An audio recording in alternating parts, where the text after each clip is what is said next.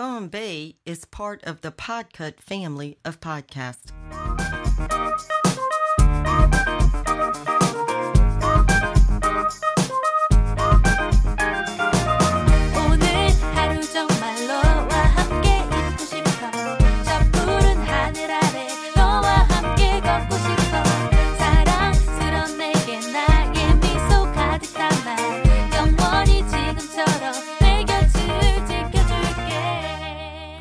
Et bienvenue dans cet épisode de Gone Bay.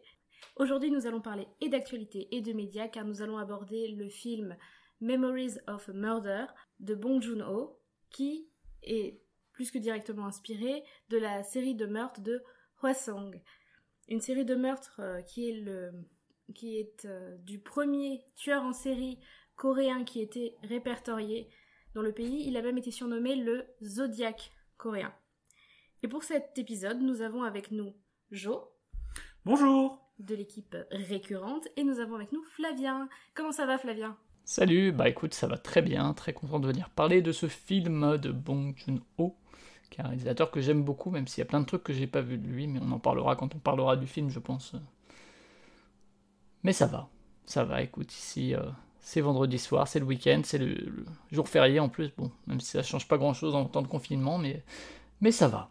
Flavien est un copain de chez Podcut. Effectivement, tu as un podcast. Est-ce que tu peux nous en parler juste un petit instant ? Ouais, bien sûr, ouais. Alors, je fais plusieurs podcasts, effectivement, mais celui que je fais chez Podcut, c'est Listen to the Game. Alors, mais on y entend très peu ma voix, juste en fin d'épisode pour la petite pub pour Podcut, mais sinon, parce que ça s'appelle donc Listen to the Game, et le principe, c'est que c'est du let's play audio de jeux vidéo. Donc, je lance un jeu et j'enregistre, mais j'enregistre que le son du jeu. C'est pas un let's play où on m'entend parler, où on entend le son de la manette, de mon clavier. J'enregistre vraiment que le son du jeu, donc ça permet de suivre l'histoire, de suivre aussi les sons de gameplay.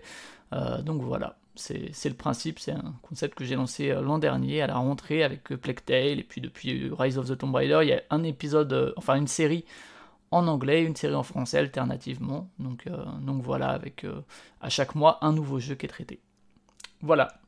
Ouais. Ça spoil les jeux, donc je peux pas écouter les jeux que je veux faire, mais non, moi j'aime vraiment bien. Moi je trouve ça sympa, pour moi c'est de la SMR mais en bien. ouais, bon après ça dépend des jeux, hein. Et puis après encore une fois, chacun se raccroche aux jeux qu'ils aiment ou qu'ils veulent écouter, hein. Il n'y a pas l'obligation de tout écouter. Si un jeu nous branche pas ou que tout simplement en anglais on n'aime pas ça, on fait l'impasse et puis il n'y a pas de souci, hein. Chacun fait bien comme il veut. Après c'est vrai qu'au niveau jeux vidéo il y a de quoi faire. Ouais, il y a de quoi faire, mais mine de rien, c'est intéressant. Alors, je vais peut-être pas m'étendre là-dessus, mais ça m'a amené à repenser la façon dont je joue aux jeux vidéo, puisque quand je fais un jeu vidéo, je me pose la question, est-ce qu'il serait faisable pour Listen to the Game ou pas ? Est-ce que les éléments narratifs sont intéressants, etc. Enfin, ça m'engage à repenser un peu la narration dans le jeu vidéo par l'audio, quoi. Oui, puis c'est vrai que parallèlement au streaming qu'on voit beaucoup, qui ont explosé ces derniers temps, c'est vrai que ça fait une autre lecture aussi des jeux. Ça fait une double lecture qui est intéressante. Ouais, j'espère en tout cas. J'ai quand même regardé avant de lancer, j'avais rien vu de trop similaire, donc je me suis dit, allez, pourquoi pas. En tout cas, moi j'ai pas vu de jeu en lien avec Memories of Murder, avec les meurtres de Hwasong. Je pense qu'au niveau narratif... Ah non, je crois pas. Au niveau narratif, ouais. Ça pourrait être rigolo. Ouais, si, il y aurait des choses à faire. Hein. Là, de tête, hormis Elle est Noire, j'ai pas de jeu vraiment marquant avec des grandes enquêtes et tout ça qui me vient en tête. Vraiment policier. Ouais, vraiment des jeux d'enquête. Il y a Telling Lies que j'ai traité, mais qui est vraiment différent, puisque c'est une enquête par caméra interposée et tout, et c'est pas vraiment sur des serial killers, il y a vraiment l'aspect enquête. Mais oui, sur... ça doit exister des jeux sur des serial killers, où tu mènes une enquête, il y a des Sherlock Holmes, il y a ce genre de choses. Après, comme c'est des jeux parfois à petit budget, il n'y a pas de doublage audio, ce genre de truc, quoi. Donc ouais, c'est pas si fréquent, effectivement, comme genre de jeu, les jeux d'enquête... Après, moi, niveau enquête, j'avais fait que surtout des point and click, donc ce sont des jeux assez anciens pour la plupart. Ouais, c'est sûr. Là, pour revenir à l'enquête, effectivement, on est sur un contexte un peu compliqué. On était sur un pays qui était un petit peu jeune dans sa façon de fonctionner. Et c'est vrai qu'on se retrouve avec beaucoup de choses qui se passent dans le film. Et quand on revient un petit peu au contexte de l'époque, il y a quand même eu 9 meurtres. Enfin, on en a répertorié 10, mais... il pense qu'un des meurtres a été fait par peut-être quelqu'un qui copiait, un copycat, qui copiait le meurtrier. Ouais. Donc il y en a pour sur 9, 2 personnes âgées entre 14 et 71 ans qui ont été tuées dans la même zone géographique, une zone très rurale, très, très isolée avec souvent des arrêts de bus où il fallait marcher 1 à 2 kilomètres seul dans la cambrousse pour rentrer chez soi. Et dans ce contexte, il y a une enquête qui n'avait jamais abouti jusqu'à littéralement maintenant.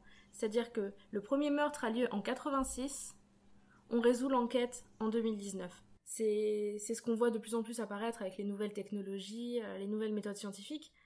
Mais c'est quand même incroyable qu'on ait réussi, alors que souvent, au fur et à mesure, les analyses ADN et tout, on perdait beaucoup de matériel. Enfin, à l'époque, l'enquête avait été faite d'une façon pas plus amatrice que maintenant, mais beaucoup moins scientifique et méthodique. On en reparlera quand on parlera du film de toute façon. Et c'est vrai que c'est un contexte un petit peu particulier. Et nous, on entend beaucoup parler des tueurs en série américains et français, plus géographiquement de chez nous. Et c'est vrai que je trouvais ça intéressant d'un petit peu voir aussi un tueur en série très loin de nous géographiquement, d'une culture assez différente. Et pourtant, on retrouve des similarités, évidemment, à des affaires que nous on connaît, puisqu'il a été surnommé le Zodiac coréen. Ouais, alors je pense qu'il a été appelé comme ça aussi par les Occidentaux, justement, du fait des similitudes, et que du coup c'est un peu une appropriation culturelle, si tu veux, de la spécificité du tueur en série. Après, ce qui est intéressant, c'est que dans le film, bon, on en parlera peut-être plutôt dans le film, mais là aussi on retrouve vraiment des codes du thriller, quoi, qui sont là, et du film de tueur en série qui sont pas propres spécialement à Bong Joon-ho, même s'il a ses spécificités. Mais ouais, ce qui est intéressant aussi, ce qui est fou en plus en France, d'autant plus, c'est que le film était ressorti en salle en 2019 par ailleurs. Et du coup, c'est vrai que c'est la concordance avec l'actualité. Alors, ça n'a pas du tout été fait parce qu'il y avait eu la résolution de l'enquête. D'ailleurs, je ne sais plus précisément si ça a été résolu avant la ressortie ou vice-versa. Mais c'est vrai que la ressortie en France avait du coup un goût un peu particulier, quoi. La résolution de l'enquête a été faite plus ou moins pendant la promotion de Parasite. Donc, on est entre 2018 et 2019. Ah oui. Puisque Bong Joon-ho l'a appris pendant la promotion, et justement il a fait une petite interview, un petit communiqué de presse pour en parler. Me semble-t-il que c'est en septembre 2019 pourtant que ça avait été avéré. Hop là. Alors 15 septembre 86, premier meurtre, et en septembre 2019 ils ont relié le suspect à l'ADN. Donc c'est vraiment quelque chose d'assez ouais. Incroyable. Alors moi, si je pourrais rajouter quelque chose par rapport à l'enquête, je pense pas que, même si les moyens étaient bien moins importants dans les années fin 80, début 90, il n'y ait pas eu de soucis non plus, parce que, comme on le voit dans le film, c'est quand même assez léger comme enquête.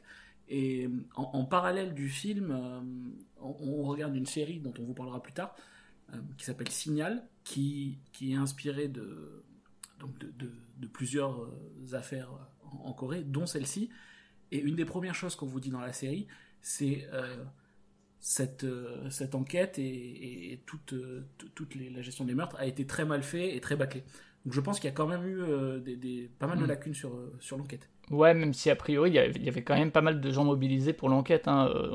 Wikipédia fact, donc à vérifier, mais a priori il y avait quand même beaucoup de suspects interrogés, et mine de rien, sur la totalité de l'enquête, plus de 300 000 policiers. Alors ça m'a paru ahurissant comme nombre. Alors je connais pas le recrutement policier en Corée du Sud, mais ça me paraissait énorme. Et pour le coup, bon, après effectivement il y avait des lacunes technologiques et compagnie qui existaient à l'époque, mais pour revenir juste sur la promo de Bong Joon-ho sur Parasite, c'est vrai que nous, ça paraît décalé en fait, septembre 2019 ou octobre 2019, parce qu'il y a eu Parasite à Cannes, mais mine de rien, en septembre et octobre, il était quand même encore en train de promouvoir le film pour les sorties dans d'autres pays, quoi. Donc c'est un truc sur toute une année, quoi. Donc même si pour nous ça paraissait déjà peut-être ancien, puisque le film chez nous était sorti en juin, je crois, si je dis pas de bêtises, il était quand même encore dans cette dynamique de promotion, quoi. Donc c'est vrai que ça se télescope un peu avec cette résolution de l'affaire. Et ce qui est intéressant, c'est que d'ailleurs, lui, le film il sort en 2003, donc c'est déjà un regard, c'est inspiré de faits réels, mais ça reste une œuvre fictive d'un réalisateur qui prend un point de vue, etc. Mais ce qui est intéressant, c'est déjà un regard avec du recul sur l'affaire, avec déjà un regard aussi critique, et qui parle d'autre chose que l'affaire, enfin qui est un film aussi assez politique, etc., aussi sur la gestion de l'affaire. Mais c'est vrai que ça fait trois étapes, entre guillemets, entre les faits réels, Memories of Murder qui raconte en fiction cette histoire presque 15 ans après, et maintenant en 2019 quand c'est résolu, quoi. C'est vraiment 3 étapes différentes de cette affaire, quoi. ça a été très fantasmé comme affaire. Il y a eu énormément de contenus qui ont été faits, mais comme chez nous, on en a fait énormément sur le Zodiac, sur Jack l'Éventreur, etc. C'est normal, surtout une affaire irrésolue, ça se fantasme énormément et ça pose beaucoup de questions. Et à chaque fois, ce qui est rigolo quand on voit les différents contenus, c'est qu'il y a quand même des choses qui se recoupent pas mal. Et à chaque fois, ils ont inventé, dans les plusieurs séries que j'ai vues, ils ont inventé des tueurs différents, ils ont inventé des résolutions différentes, puisqu'on n'avait pas encore la résolution. Peut-être qu'on va avoir bientôt, finalement, un nouveau film qui va sortir, une nouvelle série avec peut-être la résolution telle qu'on la connaît, dont on parlera après. Mais c'est vrai que c'est impressionnant parce que, comme tu le disais, ils estiment à 2 millions de journées de travail le travail sur l'affaire, et il y a eu plus de 21 000 suspects investigués, plus de 20 000 sets d'empreintes qui ont été relevés, ce qui est quand même assez énorme. C'est une affaire qui a vraiment énormément secoué la Corée parce qu'on se retrouvait à ne plus pouvoir sortir, les jeunes femmes, les vieilles femmes, les victimes allaient de 14 à 71 ans, donc on se retrouve avec une palette de possibles terribles. À partir du moment où on était une femme, on pouvait subir les assauts du tueur de Hae-sang. Et un modus operandi identique à chaque fois, c'est ça qui est assez... Pas exactement. Mais globalement, c'était toujours le femme seule, souvent en campagne, près au plus ou moins d'un arrêt de bus, toujours le même principe pour les bâillonnets, tout ça, c'est assez... je pense que c'est ça qui a fait que... Après, c'est le principe même d'un serial killer, hein, mais c'est ça qui l'a rattaché qui a rattaché toutes les victimes entre elles, quoi. Qui a donné un lien à toutes les victimes pour qu'on soit sûr que ce soit une seule personne qui faisait ça. Et à l'époque, c'était assez nouveau, comme on peut, si on veut voir une autre série, dans Mindhunter, ils en parlent par exemple, c'était quelque chose qui était assez nouveau, les tueurs en série, le fait d'analyser un tueur pour tout un panel de meurtres, et donc analyser tout le modus operandi et tout ce que ça impliquait. C'est vrai qu'à l'époque, que ce soit en Asie, en Europe, en Amérique, c'était très nouveau. C'était pas quelque chose qui était facile. Donc je sais pas, qu'est-ce que t'en penses, Flavien, toi ? Qu'est-ce que t'as pensé, sinon même du film en soi, avant qu'on aille plus en détail ? Ah bah le film, moi je trouve que, alors pour le coup je l'ai revu pour l'occasion, mais c'est le premier Bong Joon-ho que j'ai vu. Alors de Bong Joon-ho j'ai vu celui-ci, donc qui était une découverte, et que j'ai adoré à l'époque, et je l'aime toujours énormément. Et depuis j'ai vu Transpersonnage, donc qui est son film entre guillemets américain, avec casting international. Je sais plus si la production est américaine ou non, mais en tout cas voilà, beaucoup plus vu que ses autres films. Et j'ai vu Parasite l'année dernière, ma compagne l'avait vu à la sortie au cinéma et elle avait beaucoup aimé. Je doutais pas qu'il était très bien, mais j'avais pas eu l'occasion de le voir, et finalement il est ressorti en salle là, courant décembre 2019 je crois, et je l'ai vu et j'ai beaucoup aimé également Parasite. Mais sinon, bon, c'était son deuxième film, je sais plus ce que c'était le premier de tête, mais bon, il avait des courts-métrages avant et tout, mais c'est vrai que pour un second film, il y a un sens de la mise en scène qui est super développé, il y a un sens de l'ambiance, un propos aussi, un mélange des genres qui est assez présent à la fois dans Parasite et dans celui-ci. Donc j'ai pas vu les autres pour le coup, The Host, Mother, qui ont très bonne réputation et que j'espère voir d'ici peu, mais Okja aussi qui l'avait fait donc pour Netflix, mais ouais, pour moi c'est super film vraiment à conseiller. Et oui, après, honnêtement, c'est pas hyper original de dire ça, hein. Ce serait plutôt de dire non, je trouve que c'est un film pourri, qui serait un peu surprenant, puisqu'il a une très bonne réception critique, publique. Alors, c'est pas un film mainstream, c'est-à-dire qu'il a pas eu. Il a été encore une fois moins vu, je pense, que Okja, moins vu que Transpersonnage, mais les gens qui l'ont vu, globalement, l'aiment beaucoup, quoi, hein. Donc, j'ai pas un avis très original ni très clivant, je pense, mais ouais, très bon film. Eh bien, figure-toi qu'on va avoir un avis peut-être plus clivant ou plus clivé. Juste ici, qu'est-ce que tu en as pensé, Jo ? C'est là où le bas blesse. Je peux pas te dire que j'ai pas apprécié, parce que c'est bien fait, c'est un bon film, mais c'est mou, c'est extrêmement mou, il y a énormément de longueur. Je me suis un peu ennuyé, en fait. Je trouve il se passe rien, en fait. Je trouve que même les interrogatoires ont peu d'intérêt, je trouve, il se passe rien. Quand ils vont sur les scènes de crime, il se passe rien, il n'y a aucune recherche. Le tueur, bien sûr, on le connaît pas, on sait pas qui c'est, mais c'est romancé. Ils auraient pu essayer un petit peu de faire, il aurait pu essayer de faire un petit peu un truc, je sais pas. Mais j'ai pas détesté le film, parce que ce serait mentir de dire que j'ai détesté le film. Mais mais c'est clairement pas mon préféré de tous ces films. Mon préféré étant, je pense, Parasite, hein, clairement, qui n'a rien à voir, hein, bien sûr, mais je sais pas, je reste un peu sur ma faim. Et tu as vu, toi, de lui, quels autres films, au final ? Alors, j'ai vu Parasite, j'ai vu Okja, et il me semble, mais je suis pas sûr d'avoir vu Snowpiercer, et alors je préfère pas dire de bêtises, mais je suis pas sûr de l'avoir vu. Mais en tout cas, j'avais beaucoup apprécié Okja aussi, et Parasite est un excellent film qui, comme toi, je l'ai revu, enfin je l'ai vu tout court, pardon, avec Lexine qui est à côté de moi, au cinéma quand il est ressorti. On a eu la chance de le voir au cinéma, malheureusement en VF, mais on a eu la chance de le voir au cinéma et c'était vraiment un super film avec pour le coup plein de rebondissements, plein de retournements.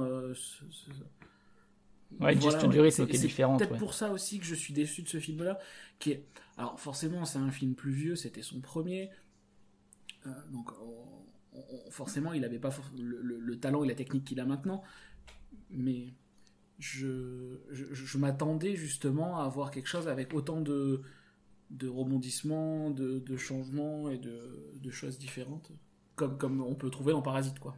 Le côté un peu fou qu'on peut avoir dans Parasite, je m'attendais à avoir quelque chose un peu comme ça. Et voilà. Du coup, je suis moyennement conquis par le film. Alors, ce film, il parle de quoi ? Donc, comme on en a parlé, il parle de l'enquête en lien avec les meurtres de Hwasong. Ils ont trouvé une jeune femme qui a été tuée, qui a été violée, qui a été attachée, qui s'est retrouvée avec sa culotte sur sa tête, qu'ils ont trouvée dans une ferme à la campagne. Les enquêteurs ont des méthodes extrêmement rustiques et comme l'affaire se complique, il y a une autre femme qui a été tuée, etc., qui a un deuxième cadavre.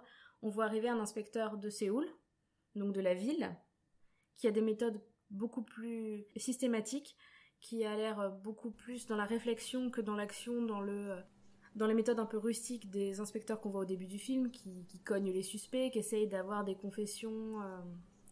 qui essaye d'obtenir des aveux. Bah alors ça, cogner les suspects, pour le coup, c'est pas forcément un truc qui est que rustique, hein. Enfin, quand tu regardes LA Confidential, c'est plus des années 50, mais Russell Crowe, ouais, pas tout tendre non plus. Non, mais par contre, ouais, t'as vraiment les scènes de crime qui sont saccagées, par exemple, ou les trucs où ils font vraiment pas gaffe, quoi. Ça, c'est effectivement un point de clivage assez important, même si, ouais, les méthodes un peu... Moi, ce qui me choque, c'est pas tellement, enfin ce qui me choque, là où la différence se fait, c'est pas tellement dans la violence infligée aux suspects, quand bien même il serait que des suspects pour les faire avouer. Ça, je pense que les flics urbains n'hésitent pas aussi à le faire, mais c'est plus les scènes de crime et aussi il y a un aspect un peu superstitieux, tu vois, j'ai plus les prénoms, alors je suis très mauvais en nom de personnages, hein, il faut le savoir, mais le personnage, attends, je vais te retrouver ça quand même, parce que ce sera plus simple. Distribution. Donc Park Doo-man, donc, qui est incarné par Song Kang-ho, qui en gros il se fie à son regard et à son instinct, quoi, tu vois, pour savoir si quelqu'un est coupable. Et là t'as alors qu'il y a Seo qui vient de la ville, donc qui lui est plus non, il faut se fier aux documents, il faut se fier aux empreintes qu'on fait, etc. Il faut préserver les scènes de crime. Mais c'est non, attends, je regarde et puis j'ai le feeling, normalement ça devrait suffire. C'est ça, c'est-à-dire qu'on a vraiment l'opposition entre ce policier qui est... Après, on est en 86, peut-être que l'école de police, c'était un peu moins développé que maintenant aussi. Et je pense, quand on les voit, on n'a pas l'impression qu'ils aient eu vraiment une formation très rigoureuse. Ils font comme ils peuvent pour résoudre l'enquête. Effectivement, ils arrivent sur des scènes de crime saccagées avec un tracteur qui passe au niveau des empreintes. Déjà, il a plu, mais bon, ça on saura plus tard que voilà, c'est un élément important. Ils se retrouvent avec tout le monde qui marche n'importe où, qui touche à tout, on sait pas où on en est, c'est le bordel. Et on a un inspecteur qui arrive de la ville, qui lui n'arrête pas de dire les documents ne mentent pas, qui est un petit peu psychorigide au début du film sur toutes ces méthodes. Et on voit un peu cette opposition en plus qui se crée, ce clivage à l'intérieur de l'équipe, donc ce qui n'aide pas l'enquête à avancer aussi. Le fait que l'équipe n'arrive pas à s'entendre sur et les méthodes, et les suspects, et les théories. On a l'inspecteur, donc Park Doo-man, effectivement, qui, en plus, est très superstitieux, qui va avoir des méthodes aussi, parfois, qui flirtent avec avec le chamanisme. C'est ça même, c'est qui fait du chamanisme à un moment donné, qui a des croyances, et de la même façon que l'inspecteur qui vient de la ville a ses propres croyances. Elles sont juste plus, entre guillemets, scientifiques. Cartésiennes. Voilà, cartésiennes, plus cadrées dans l'enquête. Et on les voit évoluer dans l'enquête, on voit les cadavres s'empiler, les jeunes filles mourir à tour de bras, et l'enquête qui ne se résout pas, quoi qu'ils fassent, ils ont un suspect, ils ont un autre suspect. Voilà, c'est un petit peu compliqué. Ça a été quand même romancé, tout n'est pas vrai, tout n'est pas exactement calqué sur ce qui s'est passé dans la réalité, mais je trouve que les éléments les plus perturbants du film, malheureusement, il s'avère que ce sont des éléments perturbants qui ont eu lieu dans la réalité. Donc ça reste quand même un film qui pour moi en tout cas est assez prenant, parce que même si le rythme est assez...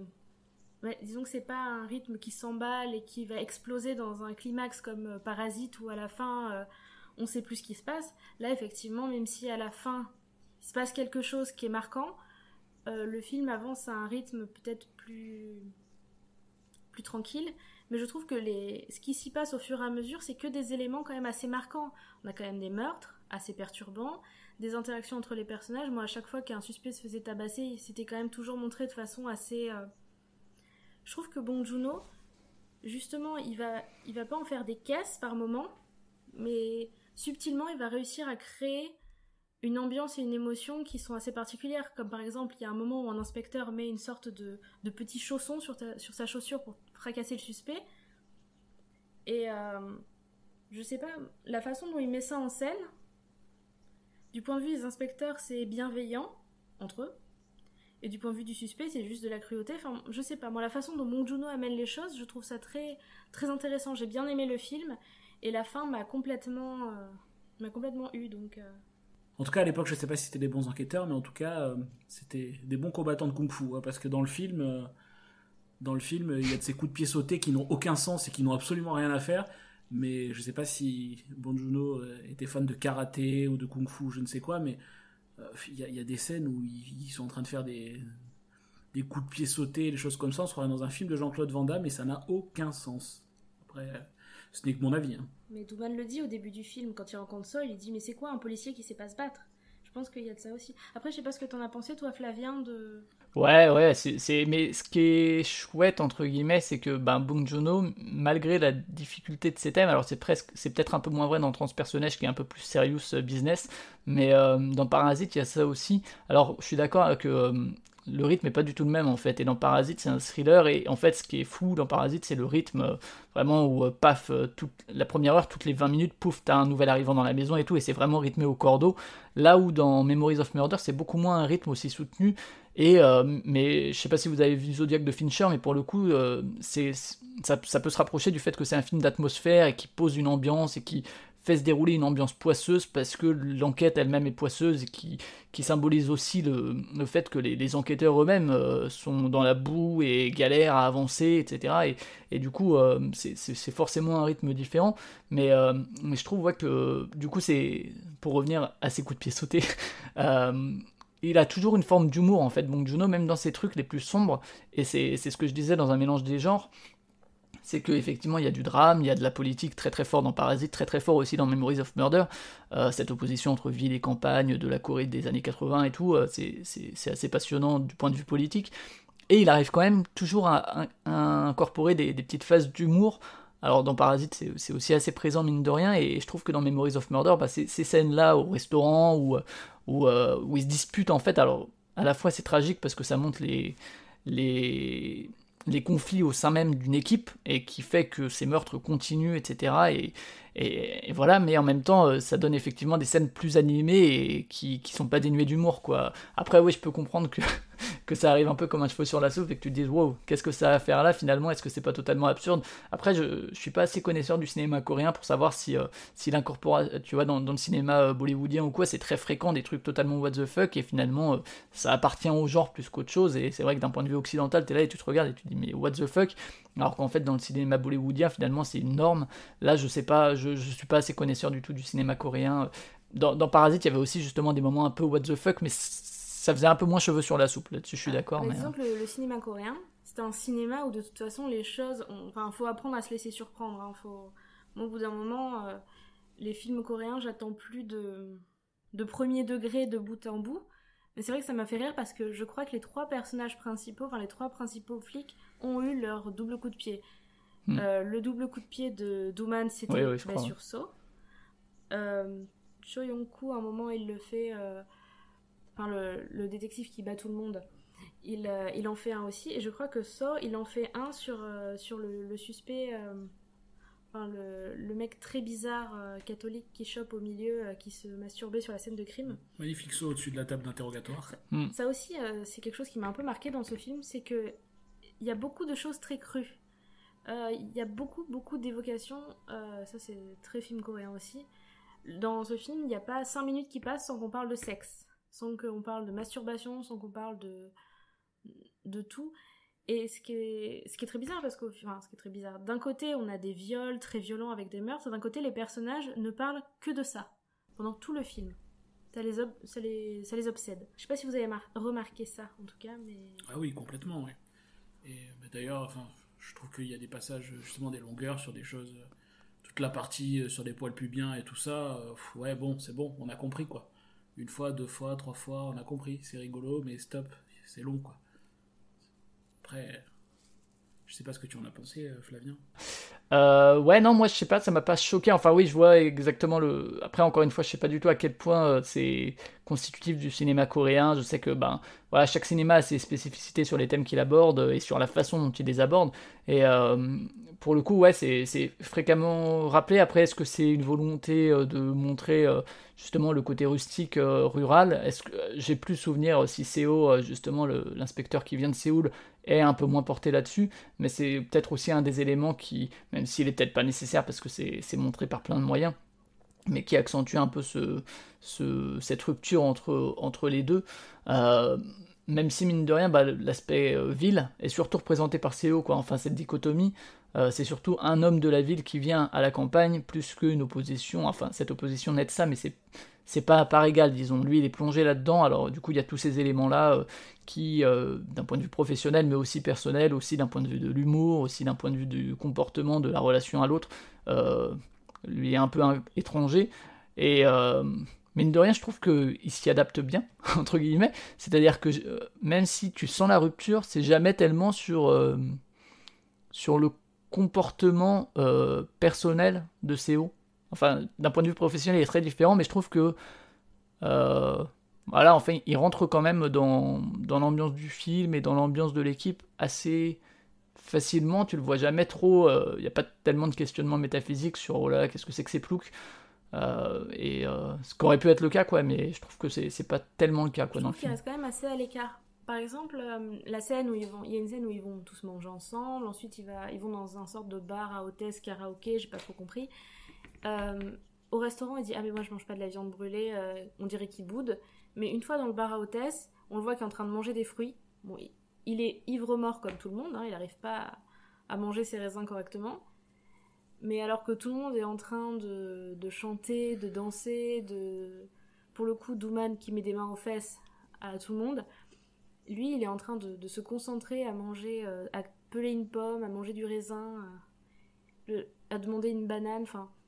Il essaye de rester il est très à l'écart, très réservé, voilà, très digne. Alors que 2 secondes après, il y a son chef qui va vomir tranquille. Enfin, c'est vrai qu'il il est toujours très réservé, je le vois. Il fait pas de petites remarques, etc. Sur le sexe, le ci, le là. Par contre, je trouve qu'il évolue au fur et à mesure du film, dans le sens où plus ça va, plus ça devient compliqué à gérer pour tout le monde, plus l'accumulation de ces plus ou moins jeunes femmes qui meurent, etc., ça leur monte tous à la tête, et plus lui aussi il devient entre guillemets brutal dans ses méthodes. Lui aussi il finit par rentrer là-dedans, mais pas... Voilà, et on se rend compte qu'en fait, tout simplement, c'est pas qu'ils sont brutaux, c'est aussi... Enfin, il y a des méthodes qui sont un peu brutales, mais c'est aussi qu'au bout d'un moment, c'est quelque chose d'extrêmement perturbant pour tout le monde. Et je trouve que Bong Joon-ho aussi aborde tout ça de façon très crue. On a le moment à l'autopsie où il dit « Ah, il y a quelque chose dans le vagin », où il le sort devant le spectateur. Et au final, on a cet échange verbal entre le détective Park et le détective So, où Park lui demande « Mais tu vois des meurtres comme ça à Séoul ?» Et il lui répond « Jamais. » C'est ce moment où tous les clivages disparaissent, où ils disent « Mais c'est super violent. » Oui, pour nous deux. Donc ça, moi je trouve que c'est la scène qui a réconcilié tout le monde. C'est bête en 2 phrases. Ouais, mais mine de rien, ce qui est fort aussi, c'est qu'effectivement, tu le dis, c'est assez cru, mais c'est jamais surmis en scène, si tu veux. Il y en a qui auraient fait un plan. Dans Parasite, il y a un peu plus ça, c'est-à-dire que la construction des plans est un peu plus transparente, entre guillemets. J'adore Parasite, encore une fois, hein, mais disons que ça fait un peu plus, entre guillemets, tape à l'œil, même si c'est un terme un peu péjoratif, un peu plus que ce que je voudrais. Mais alors que là, c'est très naturaliste comme approche, c'est-à-dire qu'il le fait, c'est cru, c'est devant toi, mais par contre, ça va pas être mis en scène avec une musique dramatique ou. Enfin, pas autant que ça pourrait l'être chez d'autres cinéastes, quoi, tu vois, ça arrive. Mais ça arrive comme d'autres choses arrivent dans le film, quoi. Pareil, la relation au handicapé qui est, je crois, le premier suspect. Tout ça, c'est plus ou moins filmé tout de la même manière, quoi, je trouve. C'est pas voyeuriste, je trouve. D'ailleurs, je trouve que c'est un personnage très clairement intéressant et malheureusement, son sort est assez triste à ce pauvre monsieur. Mais il me semble que dans la réalité, le principal... un des suspects était justement un handicapé. Ça, par contre, c'était... Ouais, bah après, c'est ce qu'ils cherchent vraiment leur coupable, quoi. Et ça, c'est une des dérives. Et d'ailleurs, la personne qui finalement a été désignée comme coupable de ces meurtres, entre guillemets, il a avoué tous les meurtres. Et tu te demandes s'ils en ont pas collé, histoire de résoudre des enquêtes à peu de frais, à se dire bon bah c'est bon, on peut lui coller aussi.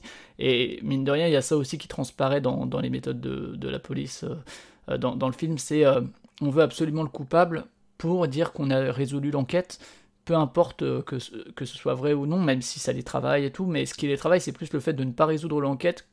Enfin, la violence des crimes les travaille aussi, mais j'ai l'impression que c'est vraiment plus ça, c'est on n'y arrive pas, quoi. On n'y arrive pas, et on trouve un bouc émissaire. Ouais, c'est ça, ouais. Et du coup, le premier, c'est un handicapé parce que il peut pas se défendre, en fait, quoi. Et finalement, quand il s'avère qu'il peut se révéler utile, spoiler, il sort de l'histoire, quoi, parce qu'il se fait dégommer. Mais voilà, enfin, c'est aussi toutes ces formes de violence, et il met beaucoup en scène la violence politique, Bong Joon-ho. Il le fait très bien, et je trouve que dans celui-là aussi, et d'ailleurs, ce que tu disais, Lexine, tout à l'heure, sur le renversement, un petit peu, c'est super intéressant, c'est-à-dire que au début, il arrive avec ses méthodes et tout, les documents sont les faits, et finalement, la fin de l'histoire voit un complet renversement, puisque c'est lui qui bascule vers la violence la plus pure et qui s'en fout, entre guillemets, de la vérité, il veut juste en finir, et que finalement, c'est Park qui lui rappelle, entre guillemets, à la raison, et lui dit, bon, en fait, stop, quoi, tant pis. Et l'épilogue va un peu dans ce sens aussi, et je trouve que c'est une belle trajectoire de film, quoi, tu vois, la façon dont se confronte la ville, la campagne, et dont tout ça évolue pour finalement se renverser plus ou moins. Mais alors c'est un peu hors sujet, mais par rapport à ce que tu dis, on a vu une série sur Netflix avec Lexine qui parle de ça. Alors pas sur la Corée du tout, c'est sur les États-Unis, d'un tueur en série. Alors le nom m'échappe. Un tueur qui a été déclaré comme le plus grand tueur en série de toute l'histoire des États-Unis et du monde entier, parce que en fait, il disait oui à tous les meurtres, et en fait, on se rend compte qu'il y a plein de meurtres qu'il n'a pas commis, mais que devant le fait accompli et sans forcément qu'on le force, il disait tout le temps, tout ce qu'on on lui mettait devant le nez, il disait que c'était lui, et il arrivait même jusqu'à à imaginer la façon dont il l'avait fait, tout ça, et en fait, on se rend compte qu'il était énormément poussé par justement des policiers qui avaient des enquêtes, sorte de cold case, quoi, qui n'arrivaient pas à résoudre, et qui le poussaient presque, et qui étaient tellement avides de résolution d'enquête que tout ce qu'il leur disait, ils le prenaient pour argent comptant, quoi. Et je me rappelle plus du nom de la série, mais c'était une super série aussi, et là du coup c'est un petit peu le cas aussi, je trouve, où ils veulent absolument un coupable, et de gré ou de force, que ce soit vrai ou pas, on lui fait dire ce qu'on a envie, quoi. Et c'est The Confession Killer, c'est disponible sur Netflix. Et c'est Henry Lee D'accord. Lucas. Et du coup, on ne sait pas qui il a vraiment... Enfin, il y en a, on pense qu'il les a vraiment tués. Et d'autres, en fait, on se rend compte qu'il y a eu beaucoup de suggestions. Voilà, et le problème, c'est que... Et là, c'est pareil. Le problème, c'est donc, dans cette série, je pars un petit peu hors série, hein, désolé, mais il dit tellement oui à tout qu'on ne sait plus, et même les policiers ne savent plus, si ce qu'il a dit, c'est parce qu'on lui a forcé la main, ou est-ce qu'il l'a vraiment fait, ou est-ce qu'il a lu dans les journaux, et un peu ce qui se passe avec le pervers dans le film Memories of a Murder, où, mais en fait, il avoue parce que ce qu'il dit, il l'a lu, il l'a entendu, en fait, il l'a fantasmé. Donc du coup, on ne sait jamais où est la ligne entre le vrai et du faux, et qu'est-ce qui est fantasmé, qu'est-ce qui est vrai, et des deux côtés, quoi, du côté du suspect et du côté de la police aussi, qui pense que c'est lui parce qu'elle lui force la main directement. On voit bien des scènes, même dans le film, où pendant les interviews, on lui fait signe quand il est en train de faire sa déposition, le suspect. Il dit oui, tu l'as attaché avec ça, et l'enquêteur le regarde et lui fait signe, lui montre comme un soutien-gorge, et il dit ah oui, avec un soutien-gorge. Et du coup, je pense que ouais, il y avait vraiment ce côté-là un petit peu. Ils avaient tellement envie de trouver aussi que tout le monde était coupable et trop vite, quoi. Mais justement, le problème de ces deux biais, c'est qu'on a deux personnes dans l'histoire qui apparaissent. On a cet handicapé mental qui est en détresse et qui a tout vu. Et en tant que spectateur, évidemment, on est sorti du truc, on le voit raconter le meurtre. Et on se doute qu'il ne l'a pas fait, et en tant que spectateur, on se dit, mais en fait, il a tout vu. Mais nous, on est hors du truc, et les policiers, ils veulent tellement se convaincre que c'est le coupable, qu'ils passent à côté d'un témoin essentiel, et quand ils s'en rendent compte, eh bien, c'est trop tard. Et de la même façon que l'autre, finalement, il leur apporte un élément d'enquête assez important, parce qu'avec cette histoire de toilette et tout ça, ils arrivent à remonter jusqu'à une victime qui a survécu, enfin une victime de viol. Comme effectivement, il y a eu des victimes de viol de ce tueur, qui n'ont pas été assassinées. Et bref, et en fait, ces deux personnes, à cause des biais de vouloir absolument les avoir comme coupables, ils passent à côté de témoins qui sont assez importants.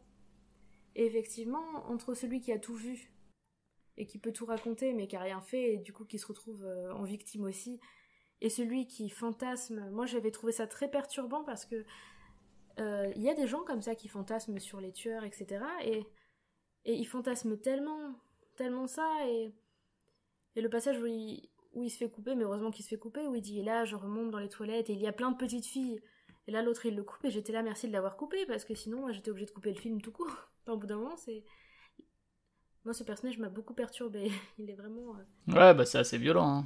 Il est vraiment pervers. Et c'est vrai que j'avais trouvé ça rigolo, en plus comment les deux se font innocenter par Saw, par la même méthode. Les deux, ils regardent leurs mains. Le premier, il dit, mais non, il a les mains palmées, il aurait jamais pu faire les nœuds. Et le deuxième, il dit, ah, il a pas les mains douces, ça peut pas être lui qui a fait le coup. À chaque fois, il innocente les deux témoins de la même façon.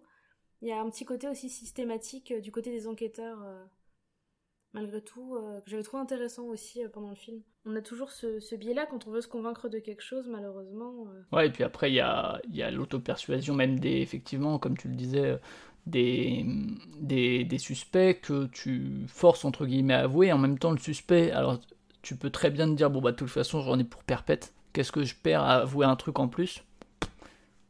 Finalement, j'y perds pas grand-chose. Et puis, tu as aussi, effectivement, tout le système d'auto-persuasion comme tu disais, ah, mais tu as fait ci, tu as fait ça, etc. De manière à créer presque des faux souvenirs et de finalement avoir des aveux qui en sont en fait pas, parce qu'en fait c'est juste par harcèlement et par violence surtout psychologique et physique, enfin un mélange entre les deux, qui fait que tu t'auto-persuades toi-même d'avoir fait des trucs, alors qu'en fait bah tu le fais juste pour arrêter d'avoir à subir ça, et que tu arrives tout de même à t'en persuader, enfin sans remettre en cause toutes les affaires qui ont été faites depuis le début de la police, hein, mais c'est un système de confession, torture, qui est connu, quoi. Enfin, c'est parce pas que de la torture, hein, vraiment, parce que c'est de la torture physique et psychologique ce qui lui arrive, ce qui leur arrive du coup. C'est un biais qui est connu et reconnu. Maintenant, il semblerait que ce soit bien moins possible. Mais là, on parle des années 80. C'était pareil partout dans les années 80, je pense. On connaissait pas toute la psychologie des tueurs, et puis on n'avait pas tous les outils qu'on a maintenant, effectivement. Là, à l'époque, ils étaient dans la campagne, ils avaient même pas de preuves. Ils avaient de l'ADN, mais l'ADN, il part en Amérique à chaque fois. Ils mettent, je sais pas, une semaine, j'imagine, à l'envoyer, plus les analyses, une semaine à le recevoir. Ça aide pas, effectivement, à avoir une méthodologie scientifique, concrète, etc. aussi. Et d'ailleurs, notre personnage qui dit, comme on en parlait il y a 2 secondes, oh là là, les documents, c'est important, les documents ne mentent jamais. À la fin, il y a ce moment où il y a les documents et son arme sur les rails d'un train, et le train arrive, c'est pas le document qu'il ramasse, hein. Le document, il le laisse se déchirer, il ramasse son arme. Parce que voilà, au bout d'un moment, c'est pas possible. 2 semaines pour entendre que, en fait, c'est pas lui. C'est très compliqué, ils peuvent rien analyser sur place. Alors, je me dis, ça devait être une telle galère à l'époque, surtout que les meurtres, dans la méthodologie, etc., dans le film, ça se passait toujours les jours de pluie. Alors déjà, un jour de pluie à la campagne, c'était assez compliqué de récolter des vrais indices. Je pense que pour eux, c'était une galère sombre. Non, et puis on voit bien au niveau même de la gestion de la scène de crime, surtout sur la première scène, et je crois que c'est sur le 3e crime aussi, où on voit qu'il y a des enfants qui gambadent dans les champs à côté. Sur la première scène, le tracteur qui passe sur une preuve plus ou moins évidente. On voit que c'était un peu fait à l'arrache, hein. Tout était géré un petit peu comme ça, quoi. Et après, c'est l'époque qui veut ça aussi, je pense. Mais je pense qu'en France, on n'était pas forcément bien meilleur sur certains crimes à la campagne, hein. Je suis pas sûr que nos gendarmes ou nos policiers ou nos gardes champêtres sont bien meilleurs, hein. Ouais, c'est clair. T'as Petit Quinquin il y a Petit Quinquin qui va un peu dans cette veine-là, avec sur un ton beaucoup plus humoristique, mais sur des enquêtes aussi en campagne, il me semble que c'est dans le Nord, et qui pointe aussi ce côté très rustre de la police, mais sur un côté beaucoup plus humour, pour le coup, de Bruno Dumont, il me semble, si je dis pas de bêtises, une série qui a été passée sur Arte il y a quelques années. Et oui, enfin, c'est pas spécifique à la Corée que d'avoir des flics qui à la fois ne bénéficient pas de conditions idéales, qui parfois utilisent des méthodes qu'on peut qualifier de violence policière, et pas que à la campagne d'ailleurs. Enfin, quand on voit les dérives qu'il peut y avoir en manif ou quoi, enfin, c'est pas parce qu'on est en 2020 que ça a disparu, quoi. Non, mais je pense quand même qu'aujourd'hui, les policiers en campagne sont quand même plus préparés à ce genre de choses. Oui, pas forcément même plus préparés, mais comme dit Alexandra, ils sont plus formés, il y a une école, tout ça. Mais dès qu'il y a le moindre souci, maintenant, on envoie des spécialistes. Après, c'est sûr qu'on peut pas blâmer des gens qui, rentrant dans le cliché, hein, qui ont passé leur vie à s'occuper de petits larcins, de vol de poules ou je ne sais quoi, de gérer des enquêtes comme ça. Et c'est un petit peu ce qui ressort du film aussi, c'est que on sent bien que c'est pas leur métier, en fait. C'est juste, ils sont policiers et ils font une enquête parce que c'est arrivé chez eux, mais ils sont pas policiers, ils sont pas dans la police criminelle, quoi. Donc c'est presque chacun son métier, quoi. Et on le voit bien au niveau de l'inspecteur qui vient de Séoul, il a une méthodologie, il se jette pas sur le premier suspect venu, il réfléchit, il prend, il enquête, il voit, on voit bien que malgré tout, la méthodologie est bien différente. Il est beaucoup moins dans l'affect, même, je pense. Il est plus il est très raisonné et sensé dans ce qu'il fait. Enfin, jusqu'à un certain point, parce que malgré tout, comme ils le disent, est-ce qu'on a déjà vu des crimes aussi violents ? Jamais. Et c'est pour ça qu'il perd un petit peu pied aussi à la fin, parce qu'il rentre dans l'affect. Quand une personne, une adolescente qu'il a gentiment interrogée, etc., et avec qui il a discuté 5 minutes, il la retrouve morte dans la boue, elle a été violée, tuée, et il a quand même pris les affaires qu'elle avait sur elle pour les lui insérer. Au bout d'un moment, c'est d'une violence inqualifiable, et c'est là d'ailleurs qu'il perd pied. Il a beau avoir une méthodologie, les crimes violents, c'est des crimes violents de cette ampleur, il n'en avait pas vu. Et même si maintenant on a des unités spécifiques avec des médecins légistes, des psychologues, etc., je pense pas qu'à l'époque, que n'importe où, quand ça allait pas parce que t'avais vu un cadavre ou quoi, tu pouvais aller voir un psychologue dans la foulée au milieu de ton enquête. c'était pas... Je pense que les gens n'étaient pas aussi protégés comme maintenant, ils le sont quand même, pas forcément beaucoup, mais un petit peu plus. Je pense que maintenant tu peux... Je sais pas. Là, maintenant, on a des vraies unités avec un cadre, même si ça ne fonctionne pas toujours, il y a un cadre pour ce genre d'enquête, qualifié de crime très violent. Ah ouais, après, bon, ouais, comme dit, là, ce qui est fort du coup avec Bong Joon-ho, au-delà même de la réalisation et tout, parce que moi j'aime beaucoup cette ambiance un peu poisseuse, il y a des moments, des ralentis ou des scènes vraiment qui sont super fortes dans le film, je trouve, en termes de pure mise en scène, ce qui peut d'ailleurs questionner, parce que quand tu filmes aussi bien, entre guillemets, et que tu t'appliques autant sur une scène de justement poursuite d'une des victimes, quand je crois que c'est la personne au parapluie qui marche et tout, c'est super beau, mais l'esthétisation entre guillemets de ce genre de truc, tu peux la questionner d'un point de vue éthique du cinéma, quoi. Mais ouais, au-delà même de ça, c'est vrai que la force, c'est qu'il arrive à rendre un peu universel, c'est-à-dire à sortir de ces années 80 là, puisqu'en plus il filme une scène après en 2003 à la toute fin du film, et que encore une fois tu t'identifies pas forcément au personnage à proprement parler, mais en tout cas tu arrives à entrer en empathie avec, à comprendre qu'il pète un plomb, à comprendre pourquoi est-ce que finalement ça se passe comme ça, et pourquoi l'enquête elle avance pas, et pourquoi est-ce que... Enfin, il donne suffisamment d'éléments pour tirer un peu, et Miyazaki par exemple fait très bien ça aussi chez Ghibli, c'est d'un truc assez précis, c'est-à-dire la campagne rurale coréenne, arriver à tirer un truc qui puisse toucher de manière internationale et à peu près tout le monde, quoi. Et dans Parasite c'est aussi le cas, enfin, c'est-à-dire que pourtant c'est ultra précis en termes géographiques et tout, et en termes social, et pourtant t'arrives à le retranscrire dans plein d'autres cultures, quoi. Et c'est la force aussi d'un grand film, je trouve, de réussir à faire ça, quoi. Je suis totalement d'accord avec toi, c'est vrai que un film comme Parasite ou même comme celui-ci, tu changes le lieu, tu changes les acteurs, il y a rien qui dénote, tout est ça pourrait tu pourrais même ne pas avoir de lieu qui soit cité et tout ça, ni rien, le film se tiendrait quand même de bout en bout sans problème. Et le film reste cohérent, et comme tu disais, Flavien, il s'applique vraiment. Il y a des mises en scène, on voit que tout est à peu près étudié, tout est calé. On n'est pas sur du millimétrage à la Parasite, mais on voit qu'il a bossé ses plans, qu'il a tout bossé. Et d'ailleurs, c'est quelque chose à la fin du film qui m'avait marqué, c'est que tout le film est très sombre, il pleut et tout ça, même quand ça se passe la journée, on n'a jamais l'impression que ce soit soleil éclatant. Ouais, c'est poisseux, voilà, ouais. Comme tu dis, poisseux. Et à la fin du film, on se retrouve, il fait plein soleil, ça fait un petit peu comme si on se réveillait d'un cauchemar. Ah ben c'est super, on mange en famille, tout va bien. Ah ben c'est comme si c'était fini.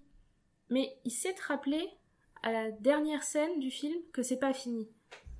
Mais si t'as enlevé ce dialogue, tu te dirais ah c'est fini, on s'est réveillé d'un mauvais rêve.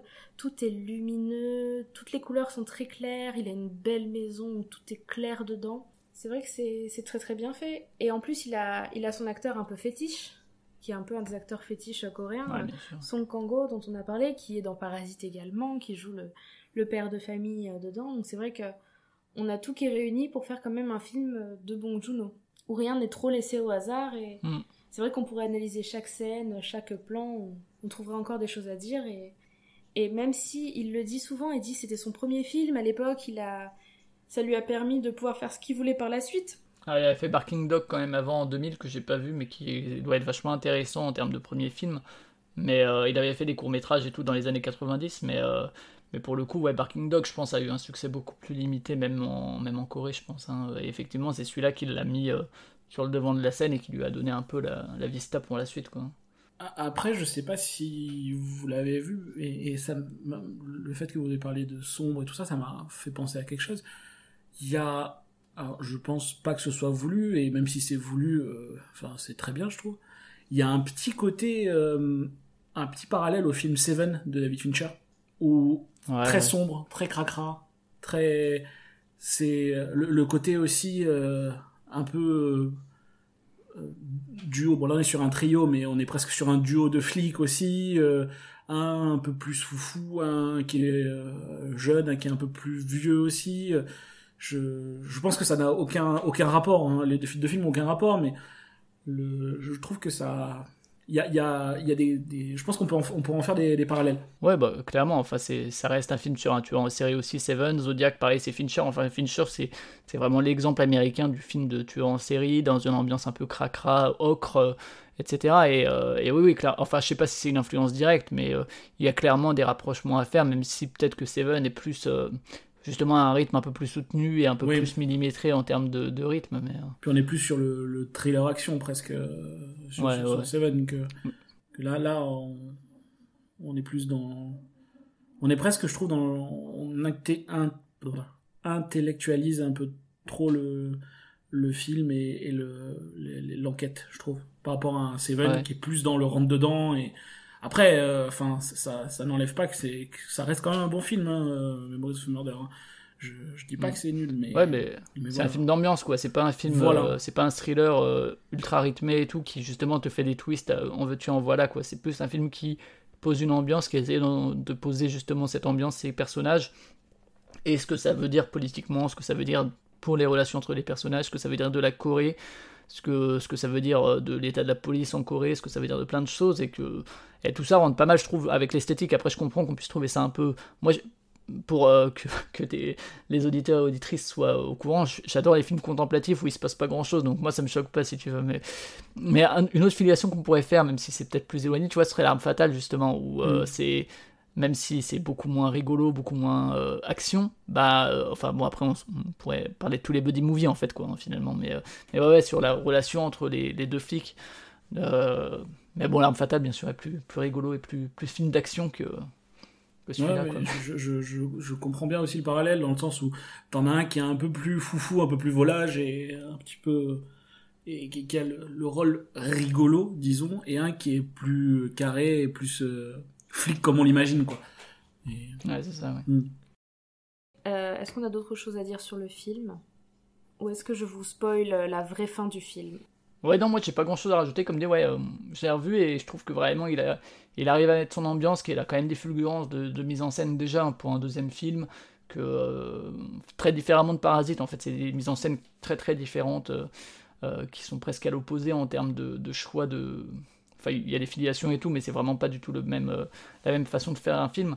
Et les acteurs sont nickel aussi. Enfin, si tant est qu'on accepte leurs absurdités par moments et leurs débordements et tout. Et ouais, c'est un film qui a beaucoup d'âme, quoi, et qui reste en tête quand même, quoi, par son scénario, qui déjà se déroule et tout. Après, c'est tiré d'une histoire réelle et tout. C'est peut-être plus simple, entre guillemets, de faire un scénario qui tienne en haleine, puisque déjà, je pense qu'à l'époque, cette affaire... Alors moi, tu vois, je l'ai connu par le film, hein, je la connaissais pas du tout à l'époque, mais que ce soit de scénar, que ce soit l'ambiance, que ce soit les acteurs, que ce soit la mise en scène, que ce soit la musique et tout, enfin, il y a vraiment quelque chose de très cohérent qui s'en dégage, quoi, et qui fait que c'est un film que moi, j'aime beaucoup, ouais. Ouais, et puis mais après, j'ai rien à rajouter de particulier. Faut avouer que c'est quand même très bien joué. Enfin, je veux dire, il y a pas... Les acteurs jouent bien. Il n'y a pas de... Je trouve que, malgré tout, le rôle de chaque personnage est bon. Enfin, tous les personnages sont bien castés. Je trouve qu'il y en a pas il y a pas de fausses notes dans leur jeu et dans le caractère de chaque personnage et la façon dont ils sont joués. Mais après, pour en revenir à la fin du film, justement, je trouve qu'elle est bien, parce qu'elle conclut bien le film, et si... je pense qu'on va aller venir parler de ce qui s'est passé dans la réalité. Si on n'avait pas su, et que l'affaire n'avait pas été résolue, le film se conclut bien, dans le sens où la chasse n'est pas finie, et on a l'impression qu'il court toujours derrière, à peu près toujours derrière ce tueur, et la fin conclut bien ça en disant il était là il y a pas longtemps, quoi, et ça continue, quoi. Et je trouve que justement c'est une fin, autant des fois sur ce genre de film on peut rester un peu sur notre fin, justement, et là non, c'est une belle conclusion à ce film. C'est très compliqué de... Ouais, et puis le dernier regard caméra est quand même super puissant, quoi. Enfin, c'est justement, comme c'est pas résolu, c'est en 2003 que sort le film, et la toute fin du film te projette en 2003. Le fait qu'ils reviennent sur les lieux du crime et tout, et qu'il n'y ait toujours pas de résolution, et qu'ils regardent comme ça la caméra à la fin, c'est effectivement une super fin, et je trouve que c'est une bonne façon de de prendre parti, mais en même temps sans essayer d'inventer une fin qui n'existe pas, quoi. Mais voilà, c'est ça reste totalement crédible. C'est toujours très compliqué, j'ai l'impression de conclure un film. C'est souvent ça, moi, qui me gâche l'impression d'un film, c'est que des fois, j'aime énormément ce qui se passe pendant 2 heures, et la conclusion est pas à la hauteur, en fait. Et là, cette conclusion j'ai trouvé juste parfaite. Cette petite scène anodine, ce dialogue entre 2 personnages et qui se conclut sur... c'est son Moby Dick, hein, de toute façon, hein, c'est sûr. Hein. Et on se retrouve... en plus, Song Kang-ho, il arrive très bien à jouer ce côté, justement, qu'on voit aussi dans Parasite ou d'autres films comme Taxi Driver, etc. Très bon film. Il sait très bien jouer le personnage qui est un peu bêta parfois, un peu rustre, mais aussi des fois juste très sérieux. Il arrive très bien à passer de l'un à l'autre, et là on voit le moment où 2 secondes avant il était dans la voiture au téléphone, et là tout son regard dit tout, comme vous dites, c'est fou, c'est incroyable. Et le générique en plus est très beau derrière, enfin je trouve que tout est bien. Une bonne fin.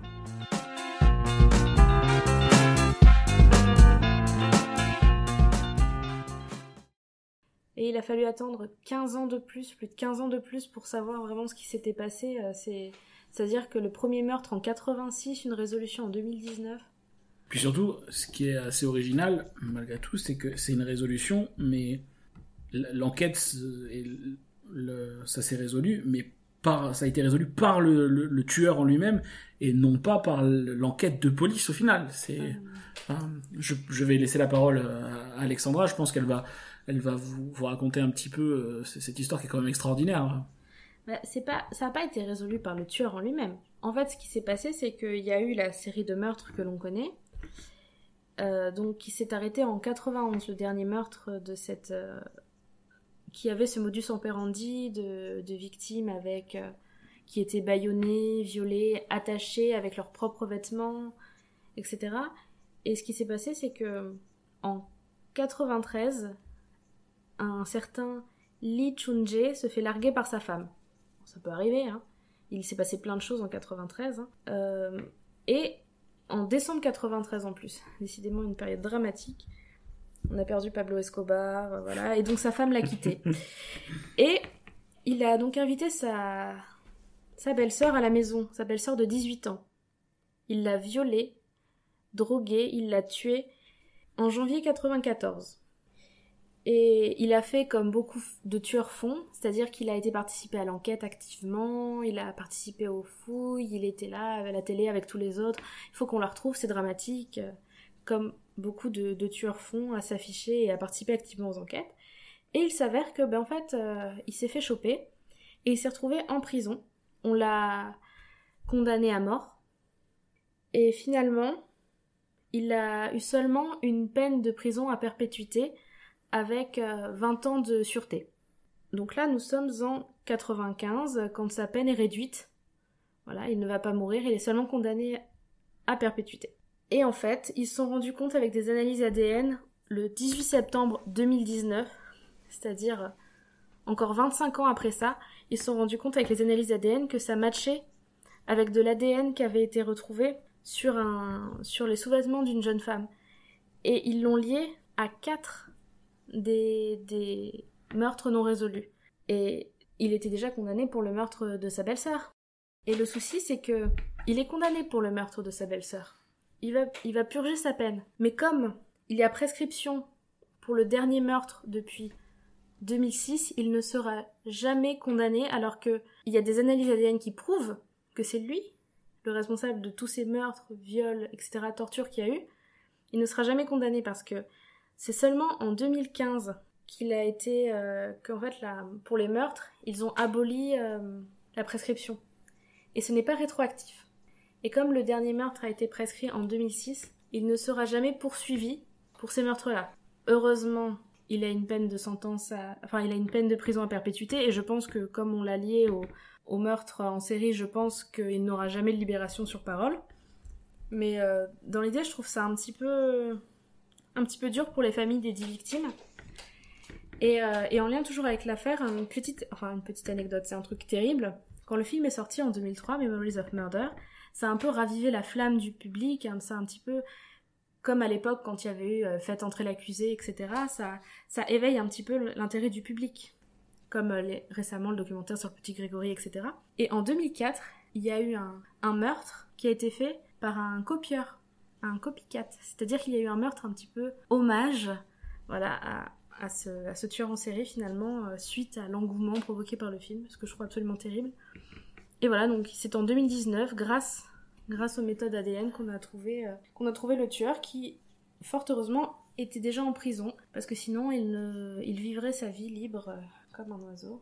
Notons que ce charmant monsieur a fait en tout 46 victimes, d'après Wikipédia, hein, je prends des pincettes, donc sa belle-sœur qui est confirmée, il y a encore 15 victimes qu'il a confessées, dont quelques-unes bien sûr maintenant qui ont été vérifiées, et il a confessé aussi 30 viols et tentatives de viol. Donc c'est quand même quelqu'un qui était pas très très sympa, disons. Et c'est un euphémisme. Ah non, mais... Et puis il faut se dire qu'actuellement il a une 50aine d'années. Mais à l'époque, il est de 63, donc en 86, il avait 23 ans. J'ai du mal, moi, à presque 30 ans, me dire qu'à 23 ans, quelqu'un ait pu se lancer dans une telle chasse, d'être un tel prédateur à 23 ans. Ça me surprend toujours autant quand je lis des histoires ou j'entends des histoires de tueurs en série. Après, je crois que c'est une question d'âge, hein, donc c'est Voilà. pas forcément ça. Après, c'est vrai que c'est difficile de se projeter quand toi... quelque part, c'est rassurant que tu te projettes pas trop là-dedans. Quand on est normal, c'est difficile. Enfin, normal. Quand on n'est pas un psychopathe, en tout cas, c'est difficile, effectivement, de comprendre un esprit un peu troublé, on va dire. Et voilà, donc pour la résolution de cette affaire, finalement. Et voilà. Toi, j'imagine que tu as, comme nous, un peu Wikipédié et googlé cette affaire. Ouais, bah comme dit, comme le film était ressorti l'année dernière, en plus, c'était quand même dans l'actualité et tout, et j'écoute d'autres podcasts, il y a Super Ciné Battle qui, je crois, il est toujours premier de leur liste des années 2000 peut-être, et qui font toujours référence, je crois qu'ils en avaient touché un mot, quoi qu'il en soit, donc ouais, si quand ça avait été résolu, j'avais, sans forcément, enfin, ça m'était venu à l'oreille, disons, d'une manière ou d'une autre, et ouais, c'est assez... Après, c'est toujours impressionnant, ces affaires qui se résolvent, c'est quelque part rassurant sur l'évolution de la technologie, et que, même malgré les limites que tu pointes, hein, de prescription et tout, qui ça relève de la justice et de la loi, ma foi, mais c'est toujours un peu surprenant, effectivement, quand ça arrive, et t'es là et tu te dis, waouh, enfin, pour le coup, encore une fois, moi, ça m'a pas touché à l'époque, puisque j'étais tout jeune, et que en plus, géographiquement, je suis même pas sûr, enfin, la nouvelle a dû traverser les frontières, mais je suis même pas sûr que dans les journaux occidentaux, ça ait tellement fait les unes, mais ouais, du coup, il y a moins d'affect personnel, quoi, mais tu vois, c'est comme les affaires du pont de Ligonnès, et pourtant c'est beaucoup plus récent, tu vois, dès qu'il y a un truc, c'est là, et ça te rappelle, entre guillemets, d'autres époques, celles à laquelle les crimes ont été commis, et ça te replonge toi-même dans cette propre époque. Qu'est-ce que tu étais à l'époque, comment ça s'est passé, comment tu as vécu cette annonce, etc. Donc j'imagine que pour les Coréens et Coréennes du Sud, c'était ça devait être quelque chose, quoi, de cette résolution, quoi, j'imagine. Surtout qu'il y a quand même quelqu'un qui a pris 20 ans de prison, qui a fait 20 ans de prison, parce qu'il a été accusé du 8e meurtre. Il pensait que c'était un meurtre, un copycat, et en fait, ça ne l'était pas, car Lee Chung-nae a avoué avoir commis ce meurtre, et ils se sont rendus compte qu'ils avaient mis 20 ans en prison un homme innocent, et donc là, il a demandé un nouveau procès pour au moins être totalement innocenté, parce que c'est terrible d'avoir passé 20 ans en prison, et puis 20 ans en prison, je pense que ta vie est compliquée quand tout le monde croit que tu as violé, assassiné une jeune fille, enfin c'est terrible. Et au final, non. Voilà, c'est comme ça s'est passé chez nous de nombreuses fois, hein. Et on a condamné à mort des gens innocents aussi. Et c'est vrai que ça m'impressionne toujours ce genre d'affaires surtout qui ressurgissent 35 ans après, et la vérité éclate, et c'est bien aussi pour les familles des victimes. Très bien, voilà. Donc voilà le vrai spoiler du film. On a trouvé le coupable grâce aux multiples traces ADN, finalement.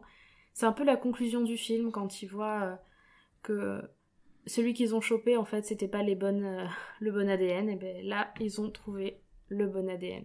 Et je peux pas m'empêcher de me demander, est-ce que si c'était pas fait choper pour le meurtre de sa belle-sœur, qu'est-ce que se serait passé ? Est-ce qu'il aurait continué? Est-ce que...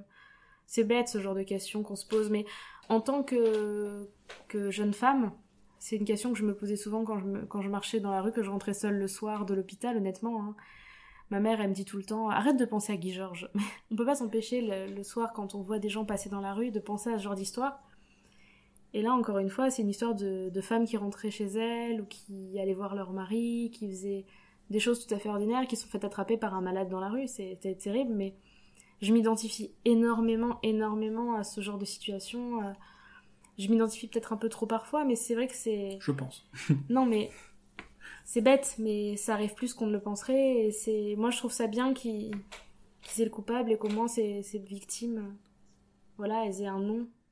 Puis c'est important pour les familles des victimes, le fait de savoir, de connaître le nom et d'arriver à réussir à faire une sorte de deuil de ça, quoi. Parce que ça doit être horrible de pas savoir, de rester d'avoir une interrogation comme ça, de dire on sait pas, il est dehors, il est pas dehors, il est dedans, c'est qui, est-ce qu'il peut refrapper, au moins ça leur permettra peut-être de passer à autre chose. Je pense pas, parce que je pense quand on perd quelqu'un dans des conditions comme ça, on passe jamais vraiment à autre chose, mais du moins à arriver à faire une sorte d'essayer du moins de clôturer cette histoire, quoi.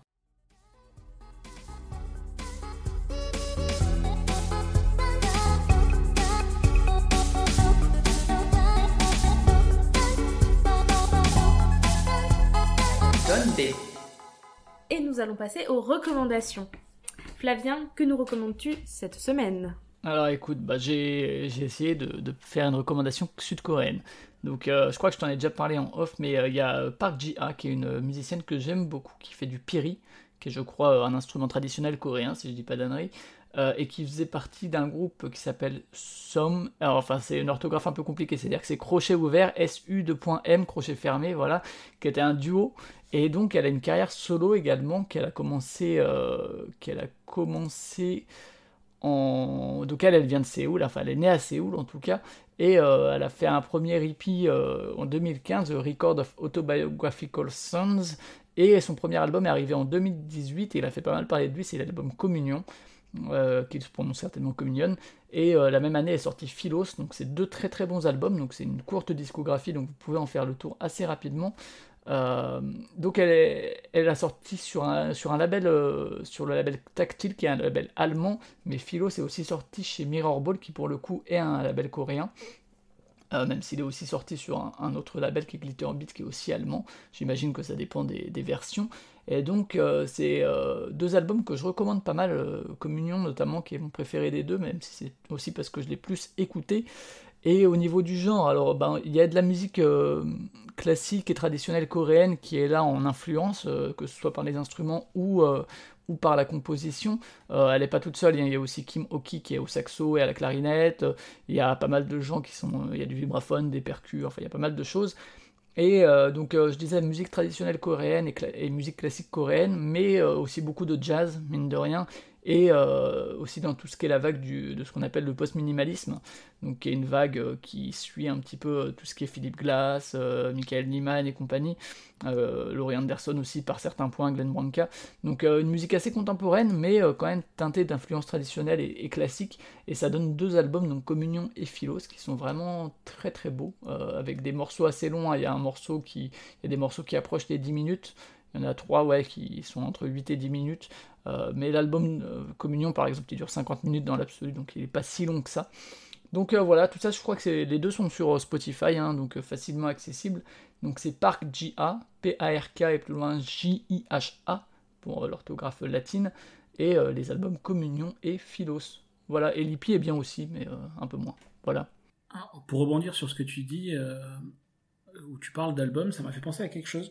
Je conseille aux auditeurs, s'ils en ont l'occasion, d'aller dans une Fnac, un Cultura ou enfin un vendeur de CD, un disquaire, d'aller regarder à quoi ressemble un album physique coréen. C'est très très différent de ce qu'on a chez nous en soi. Moi je l'ai découvert par Alexandra, qui a quelques albums. L'album coréen est pensé comme un objet de collection, voire un livre où il y a beaucoup de photos, beaucoup de choses à l'intérieur, et ça a un petit format petit livre avec un CD à l'intérieur, plus qu'un format CD classique. Voilà, c'est ce que je voulais juste dire. Ça n'a rien à voir avec la musique en soi, mais je vous conseille de voir ça si vous avez l'occasion. C'est très intéressant et très sympa. C'est un bel objet. Ouais, disons que sur Spotify, j'ai mes playlists, mais c'est vrai qu'acheter un album, c'est intéressant, s'il y a le CD, bon, certes, mais il y a un livret avec des photos, des cartes postales, des histoires, les paroles, et c'est très joli.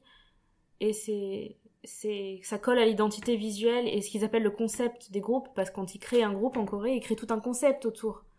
On en avait parlé dans un premier épisode sur la K-pop qui est sorti sur la chaîne. La K-pop facile, en fait, les groupes ont un concept mignon, un concept sexy, un concept écolière, et le concept peut évoluer avec l'âge évidemment des personnes dans le groupe, ou alors les modulations, les modifications, voilà, dans les groupes de K-pop.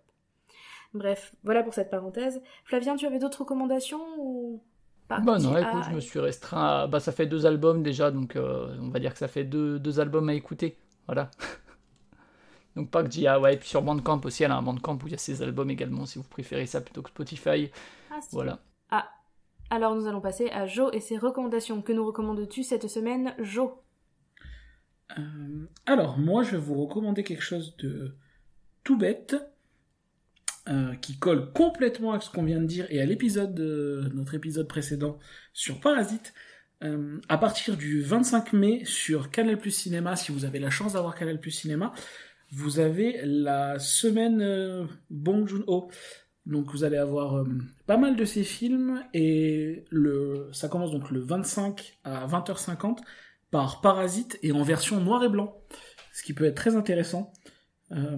Ensuite vous avez un petit reportage qui le suivra le 25, donc après Parasite, suivi du mardi le 26, vous aurez The Host. Le 27, Memories of a Murder, donc le film dont on a parlé ce soir. Le 28, vous aurez Mother. Le 29, vous aurez Snowpiercer. Et le 29, en seconde partie de soirée, vous aurez Dernier train pour Séoul, un documentaire de 2017. Voilà, c'était ma recommandation qui, pour le coup, collait très bien avec nos 2 derniers épisodes, dont celui-ci. Voilà, comme ça, vous pouvez vous faire tout Bong Joon-ho. Je vous conseille Mother, entre nous, voilà, sur cette sélection présentée par Jo et qui sera sur Canal+, donc à partir du 25 mai. Quant à moi, j'ai 2 recommandations. Une un peu musicale, mais alors beaucoup plus légère et beaucoup plus, on ne va pas dire chewing-gum, mais presque.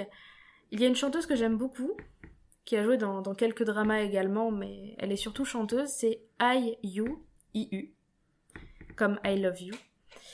Et elle a fait un single produit, écrit par un des membres du BTS, donc le groupe qui explose et qui cartonne en France en ce moment.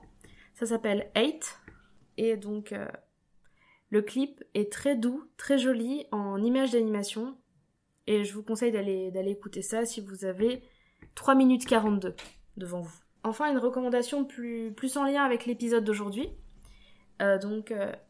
Les meurtres de Hwasong ont inspiré beaucoup de contenu, et notamment une série qui est sortie il y a quelques années, Gapdong, qui retrace en fait l'histoire d'un policier dans les années 2010, d'un inspecteur qui se retrouve à enquêter sur une série de meurtres ressemblant beaucoup aux meurtres ayant eu lieu dans les années 80, les fameux meurtres de Hwasong, et qui n'ont jamais été résolus à l'époque. Sauf que lui, c'est le fils du principal suspect de l'époque, qui malheureusement est mort. Son père était handicapé mental, et c'était le principal suspect des policiers. Il s'est fait beaucoup malmener, et il est mort à l'époque, et son fils maintenant enquête, et on se retrouve un petit peu pris dans une vraie fiction pour le coup, parce que c'est une fiction avec une résolution, un meurtrier, le copycat, avec tous les éléments qui existent vraiment dans l'enquête, mais qui sont mêlés à tout un imaginaire un peu fantasmé de qui aurait pu être le tueur à l'époque, qui mélange un petit peu le réel et l'imaginaire, et que j'avais trouvé très intéressant. C'est une série en 16 épisodes, qui est disponible sur les plateformes de streaming de drama, et qui est disponible également sur Netflix. Je voudrais bien vous conseiller de regarder Signal, qui est sur Netflix également, et qui va être le sujet d'un des prochains épisodes de Gonbei, je ne vous en dis pas plus. Ok, bah écoute, je me suis noté Sayu, là je me suis noté un album qui a l'air cool. Palette, qui est sorti en 2017. C'est un univers un petit peu pop, mais Ayu est un personnage public qui a vraiment ma sympathie parce que c'est une jeune fille, c'est une idole. Et quand elle a eu des sous, un des premiers trucs qu'elle a fait, c'était acheter un commerce pour ses parents. Donc vraiment, moi, c'est le genre de choses qui font fondre mon petit cœur. Voilà, quand ils prennent soin de leur famille, les gens, la famille c'est sacré. Donc voilà, j'aime beaucoup ce personnage. En plus, c'est quelqu'un qui a eu vraiment des difficultés avec le public dans le sens où il y a eu une polémique il y a quelques années, j'en avais parlé dans l'épisode sur la K-pop. Elle avait une photo qui avait été publiée sur un de ses fils sur ses réseaux sociaux où on voyait juste un bout de son pyjama et un bout de visage et tout le monde avait extrapolé en disant « Oh, elle a un copain, etc. » et elle avait pris une vague de harcèlement, etc. Elle avait dû présenter des excuses publiques, etc. C'est une personne que je suis depuis un certain nombre d'années et qui a mon affection en tant que personnage public et en tant que chanteuse et musicienne aussi, parce que j'aime beaucoup sa voix toute douce et ses chansons souvent très douces aussi. Ça marche. Voilà. Et voilà, on va passer à l'actualité. Flavien, quelle est ton actualité en ce moment ? Oh bah écoute, mon actualité c'est que je suis chez moi, je suis prof donc en maternelle, donc j'envoie des choses à mes élèves.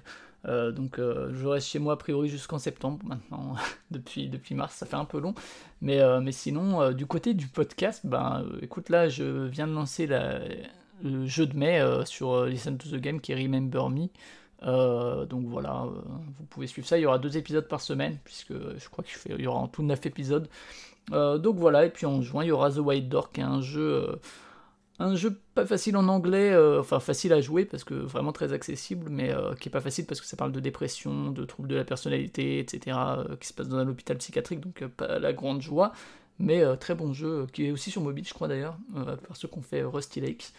Donc voilà, du côté de Listen to the Game, c'est mon actu. Voilà. Muy bien. On écoutera ça, du coup. Moi je n'ai pas encore fini ta dernière série de toute façon, donc... Très bien, merci beaucoup en tout cas Flavien d'être venu papoter avec nous, c'était très agréable, très sympathique. Merci pour l'invitation, c'était chouette.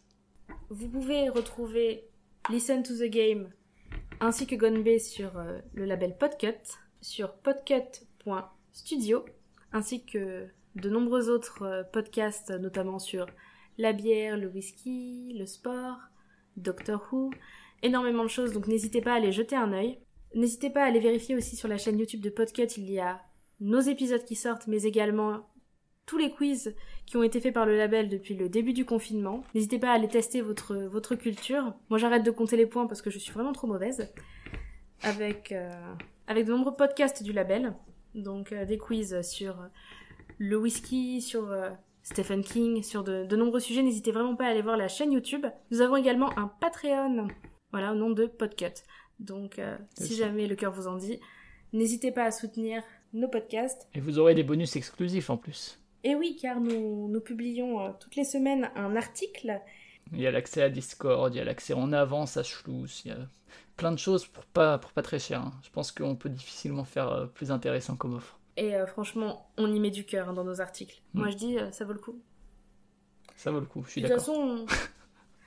Voilà, comme ça, vous pouvez en profiter de nos podcasts sur le chemin de la chambre à la salle de bain, à la sortie des poubelles, voilà. Et on l'espère plus tard pour aller se promener dehors. En attendant, moi, je vous souhaite plein de bonnes choses à toi, Flavien, et puis restez chez vous autant que possible. Et faites attention à vous. Merci beaucoup, bye bye. Au revoir. Merci, salut. Bisous.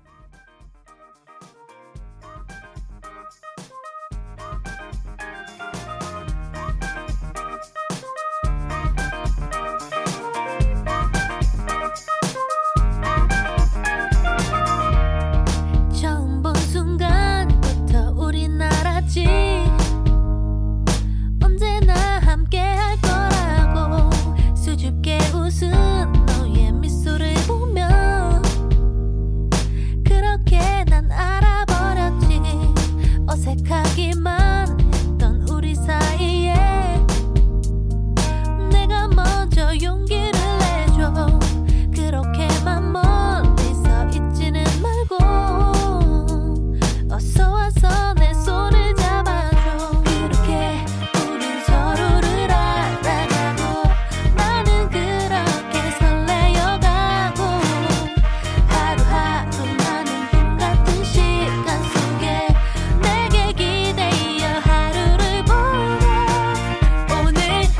정말 너와 함께 있고 싶어 저 푸른 하늘 아래